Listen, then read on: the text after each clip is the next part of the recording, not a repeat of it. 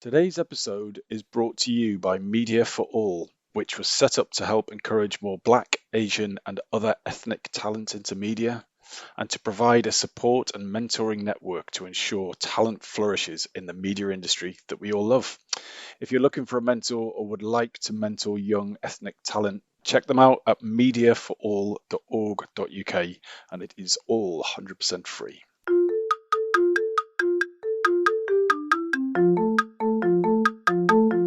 Hello and welcome to the Shiny New Object podcast. My name is Tom Ollerton. I'm the founder of Automated Creative, and this is a podcast about the future of marketing. Every week or so, I have the pleasure and privilege of interviewing one of our industry's leaders, and this week is no different. I'm on a call with Zoes Sear, who is Head of Marketing Communications at Triodos Bank. Zoe, for those of the audience who don't know who you are or what you do, could you just give a brief overview of who you are and what you do? Of course. Thanks, Tom, and thanks for inviting me on. Triodos, probably lots of people won't have heard of us, but we've actually been working in the UK for 25 years. And I guess we're a different kind of bank in that we see banking as a way of using money with conscious thought about its environmental, cultural, or social impact. And we see banking as being able to meet present day needs without compromising those of future generations. So I don't like the term ethical bank because it implies some sort of ethical judgment about whether or not those things are positive. I think universally we'd probably all agree they are really important. So we talk about sustainable banking or values-based banking. And my role is looking after that within the UK. So we originate from the Netherlands.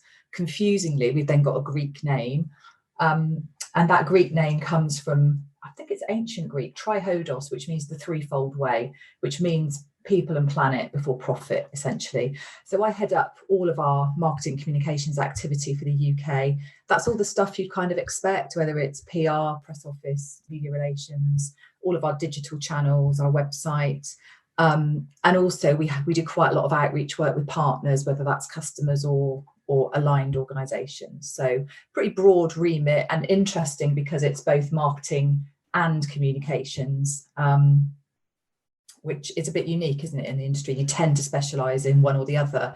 I love the fact that the role is a blend of both. And what was your background before Triodos? So it's been an interesting journey for me personally. I suppose marketing communications has been the thread. I mean, many years ago when I graduated as a good old English literature graduate, I had a similar list to lots of people of advertising, marketing, PR. I started out in public relations, so I've done quite a lot of agency stuff.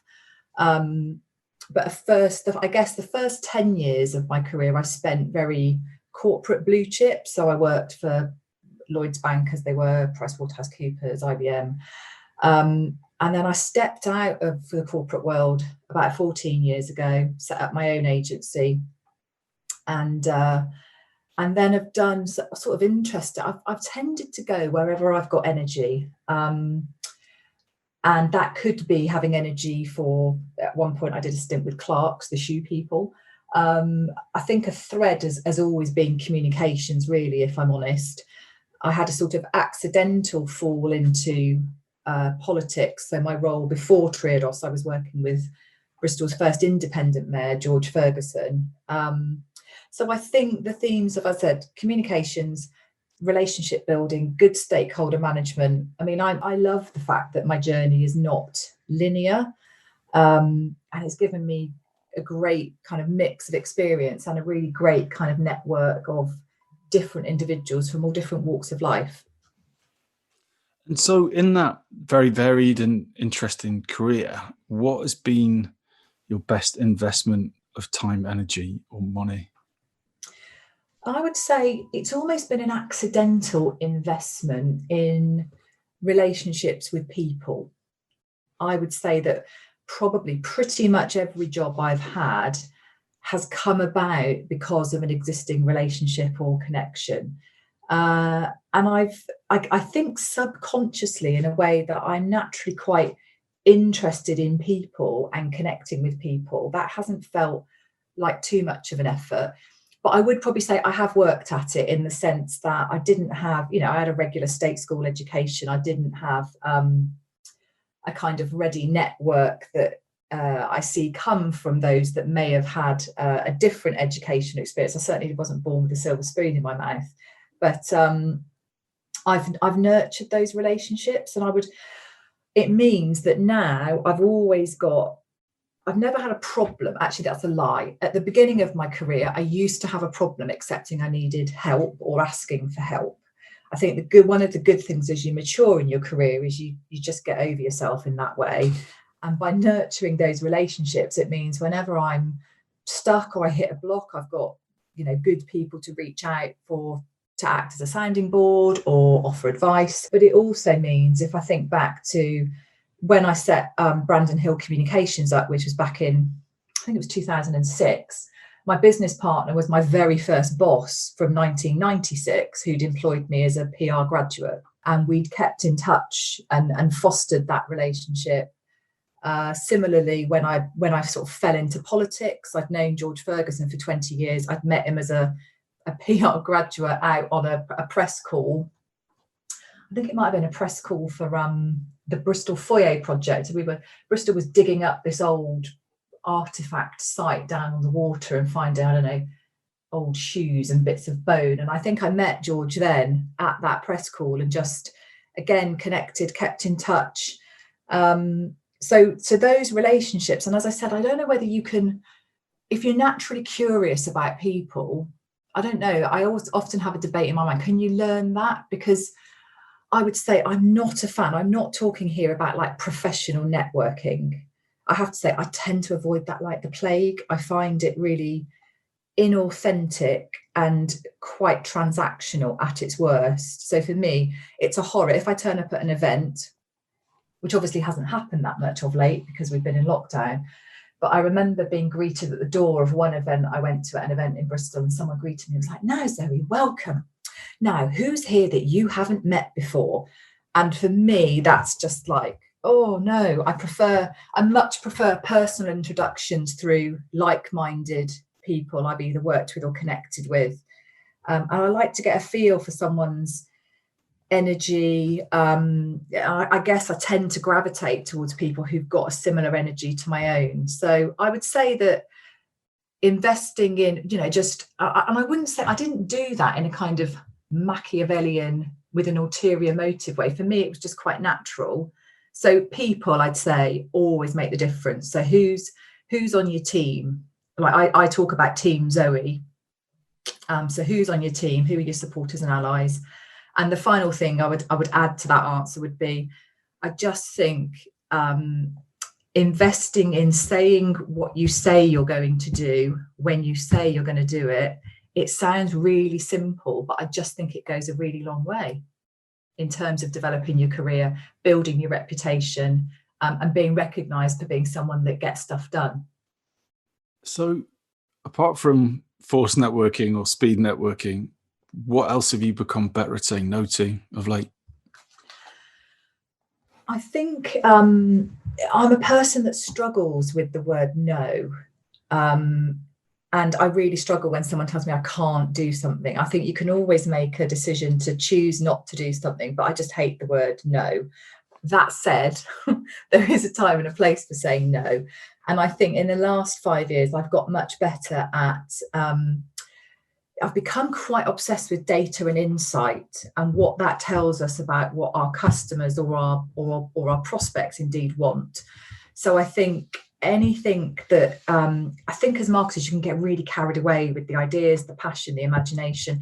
I've got quite good at saying no to things that just don't stack up with what the data and insight are telling us, or similarly don't stack up to supporting, the wider business plan and objectives.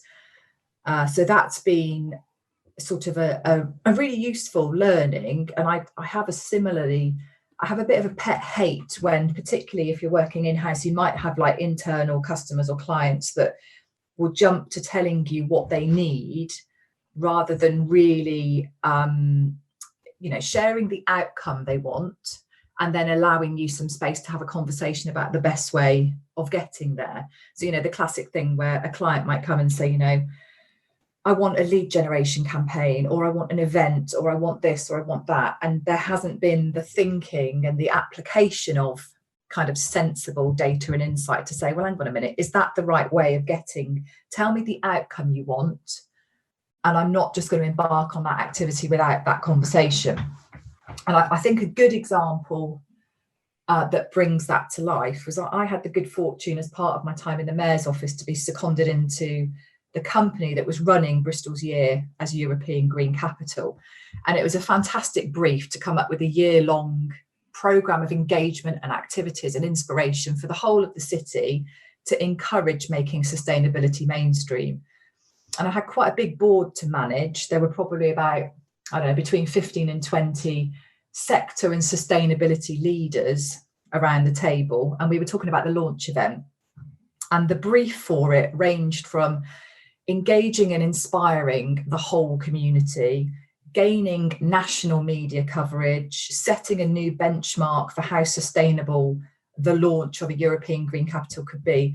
And actually, you had to have a very frank conversation saying, look, you just can't do all of those things well. So what's the most important element? And we had a really useful conversation, quite a challenging one. And when we boiled it down, the board decided that the biggest thing they wanted was gaining national media coverage. And that then very much determined the approach we took, because it's like, well, to get national media coverage, one of the best ways to do that would be to give a really strong visual image. And we went on to create a really exciting stunt, I guess, with the bonded warehouses down on the docks here. And I'm going to make it not do it justice at all. We didn't just string up a rope between two and stick a man on a bike to cycle across it. It was that's kind of what we did actually, but it was all very safe. And we did engage the community to take part in it, but we came up with a way we wanted to symbolise the gap between people's intentions to take positive action, particularly around, doing more to be sustainable and protecting the planet, and then the lack of action they take. So this stunt was meant to symbolise closing the green gap. And sure enough, it did achieve the national media coverage that was wanted. But that's quite different if we'd wanted to try and have a city conversation with all 500,000 people that live in the city centre. We'd have done something quite different.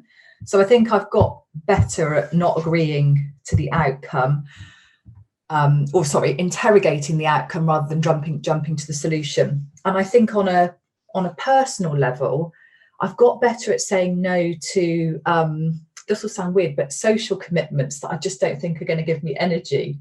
And I think it feels funny in your mid-40s accepting that you might be more of a introverted extrovert than you thought. So I think I've become a lot more precious about my free time, and a lot more aware of what really gives me energy. And I'll always choose dinner and a few drinks one-on-one with somebody rather than big group things, because I've just found that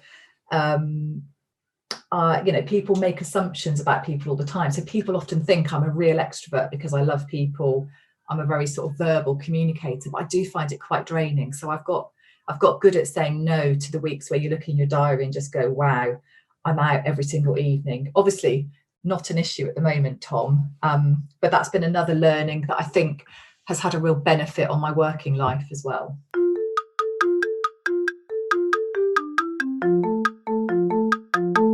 If you love all things innovation and want to understand how brands plan to emerge stronger from the current situation, don't forget to check out MadFest London on the 11th and 12th of November. My good friend Dan at MadFest knows how to put on a cracking event, and there's always plenty of amazing speakers, beer and cool people to meet. Check it out at www.madfestlondon.com.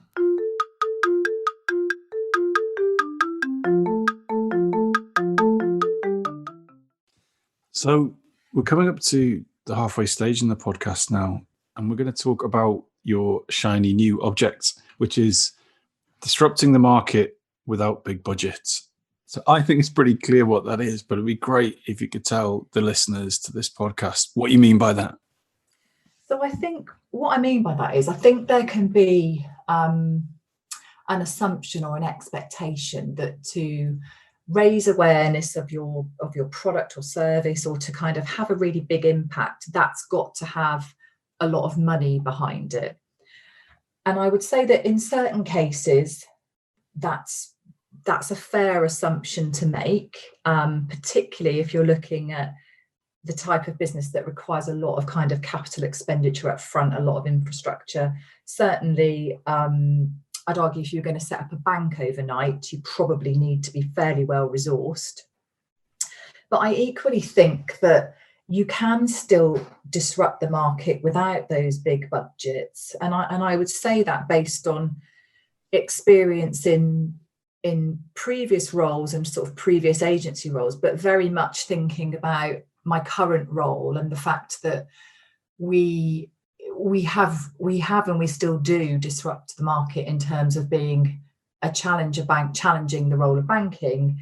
But I think some of what we do would be applicable to a number of different business kind of models. And I think one of the ways to do that is being really clear about your goal and your mission and what you want to achieve. I think, lots of people talk about Simon Sinek and the starting with the why. And I think being really clear about, what role does profit play? Where will it go? Because I think consumers, citizens, people, punters, whatever we call them, I think people are increasingly quite desensitized by very slick, flashy expense. And I think we see it in a lot of the younger demographic, that actually people value more brands that align with their personal values and organizations with a good story to tell. So I think being really explicit, and I've got no issue if someone wants to set up a business that's purely about making money, that's fine. But I guess that doesn't really create a compelling reason to get on board with that brand or organization. And I just have a strong sense that people are looking for that. And I think really to kind of disrupt the market, I would say that it really helps if you're newsworthy. And I say that because traditionally, I've always had a strong background working with the media and using PR to not just get, brass tacks, trying to get free coverage, good editorial coverage, demonstration of who you are through editorial. But I've worked with various organisations or brands that have had a really deep phobia about working with the media. And they've almost seen them as some sort of two-headed monster that's always out to trip you up and no good can come of it. And I guess I don't hold that view. And I think the sooner people break that down and just say, listen, journalists are just people like us trying to get their job done, and building intelligent two-way relationships whereby you have a conversation with that journalist to understand what it is they're looking for and what you can offer. So there'll be a handful of national journalists or broadcast journalists that I will only speak to like once a year, because I won't talk to them unless I've got something really good, because it's a waste of my time and theirs. But I do think if you're newsworthy and interesting, that really helps give you that reach and that profile without necessarily spending huge amounts of budget. So I think there's obvious logic there, but how do you do that? Right. So what if someone's listening to this podcast thinking, oh man, sorry, I'm totally on board with that.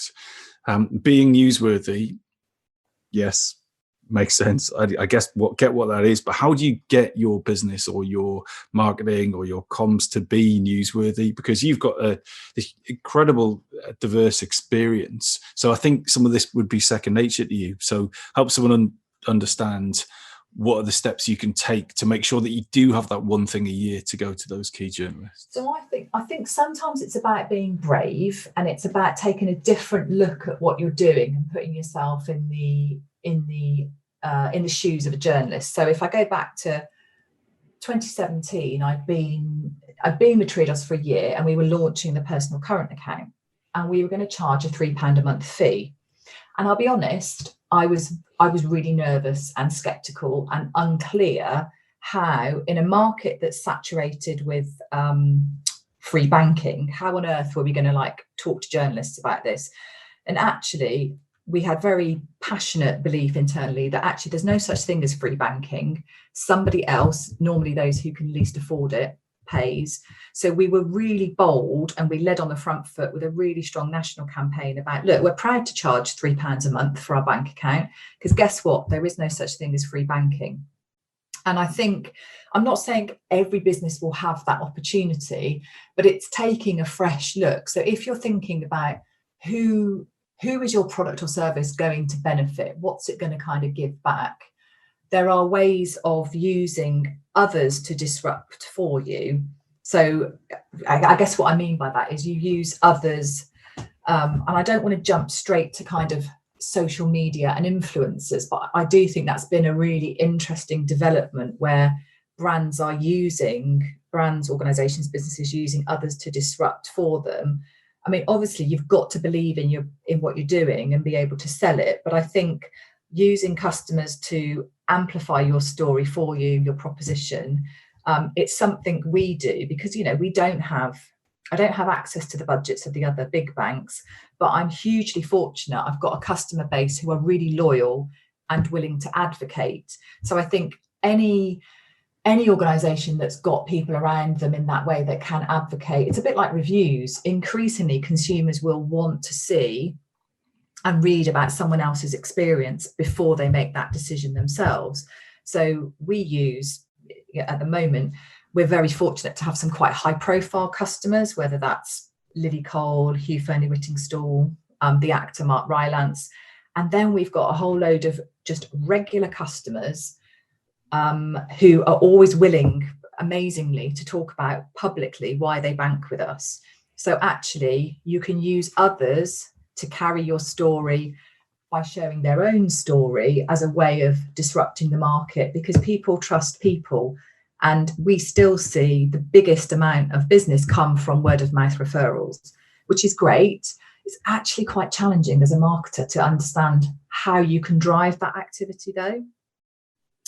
And I think similarly, I guess, again, who are you going to be supporting, benefiting? So we actually bank a lot of disruptors, whether that's, I'm trying to think, we bank a lot of natural disruptors, whether that's Cafe Direct, Ecotricity. We funded one of Dale Vince's first wind turbines.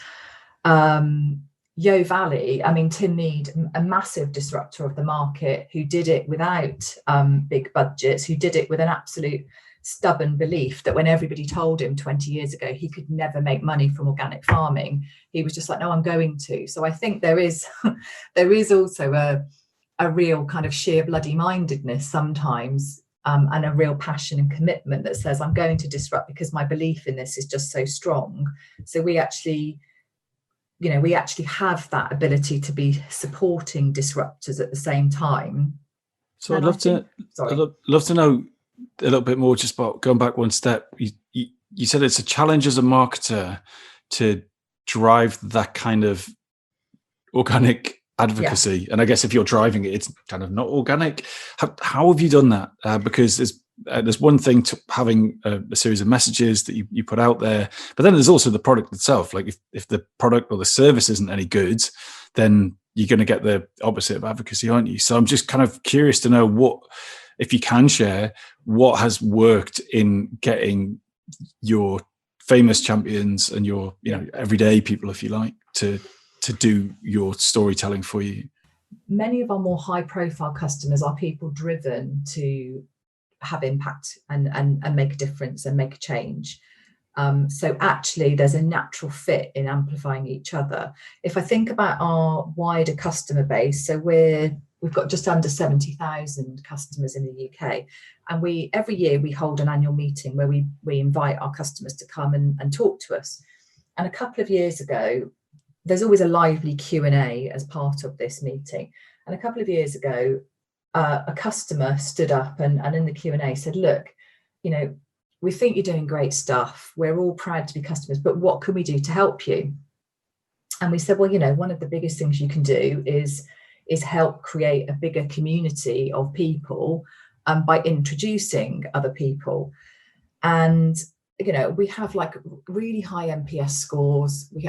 I've been quite frustrated because as an ethic, let's just use the ethical word that I don't like, but as an ethical brand, I'd long felt that we didn't have a structured way for people to advocate and introduce us.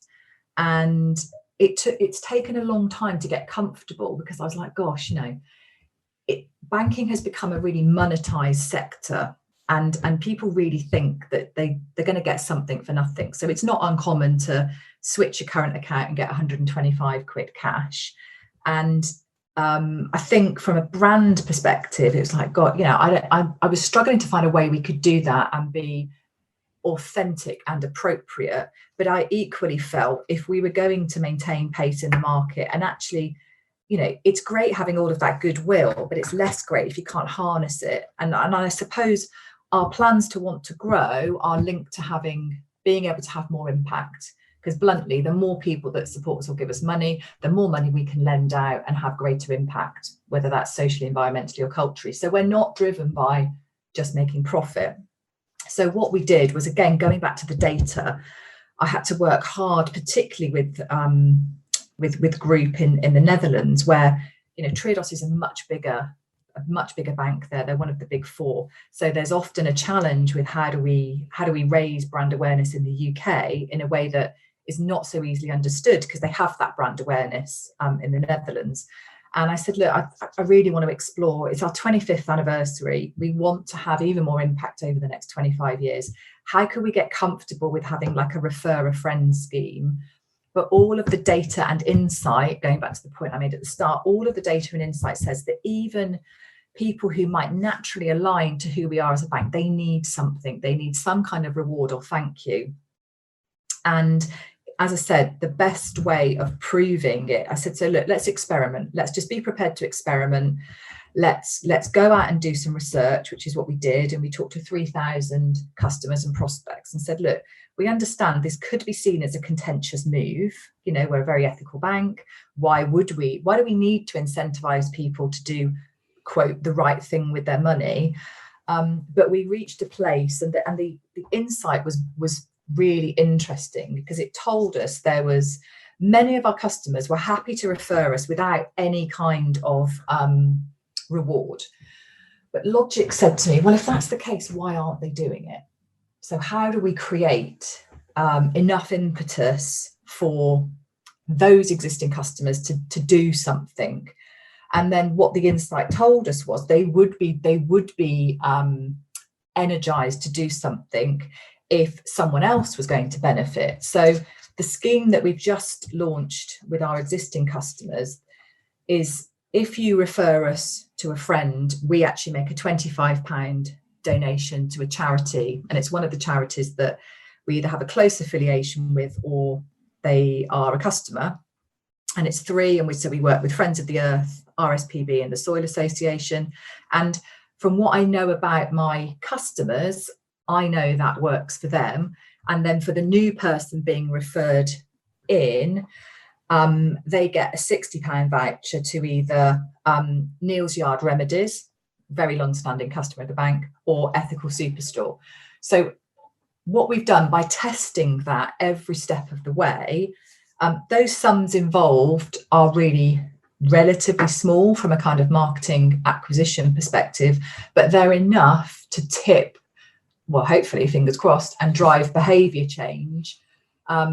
And it gives us this, for the first time, a more structured way for people, existing customers or otherwise, to support the bank and help us grow organically in the way that you've said.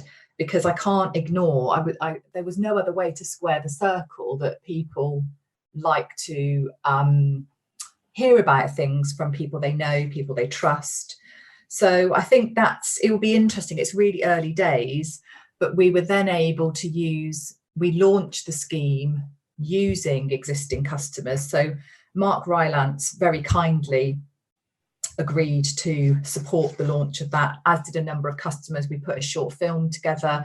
And again, I do feel very fortunate and blessed that many individuals like Mark give us their time pro bono because they absolutely care about the issues we as a bank are lending to support. And that kind of support is fantastic.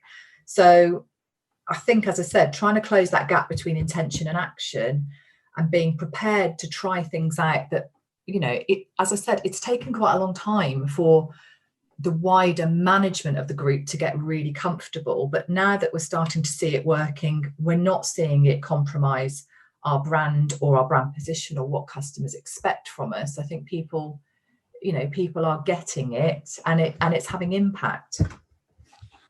Well, I think you've gone into so much detail there, and I really appreciate that. And I think personally, that's a really elegant solution. You're giving a balance of like a financial benefit to someone in a way that's coherent with your message and purpose. So yeah, that was very, very persuasive, and it was brilliant to go through all of the thinking you did and the challenges you had with group and so on. But annoyingly, we're very much at the end of the podcast. So if someone wanted to get in touch with you to learn more about who you are and what you do, how would you like them to do that? I think LinkedIn is probably the best way. And if someone was going to message you on LinkedIn, what is the killer way to attract your attention? I think I'm wary of. So I'm sure, like a lot of people in similar roles, I get approached a lot, and I kind of value more the slightly more personalised approach that at least has done a bit of homework into who and what Triodos is, who I am and what I've done before. And I really like it when people are not, I can't tell you the number of times I've been asked to, it's always done in that kind of jaunty tone about, jump on a call, grab a coffee, do this, do that. And it's like, that's just not an option. So I think people's expectations around just starting up a conversation is a much better set of expectations, because frankly, if I responded to all those things and jumped on all this, because I'd never actually get my actual job done.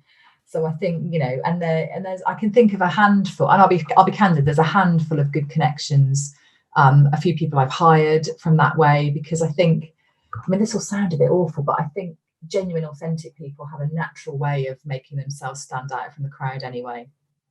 I'll let the audience decide what that might look like. That's a lovely thought. Zoe, thank you so much for your time. Great. Thanks for having me, Tom.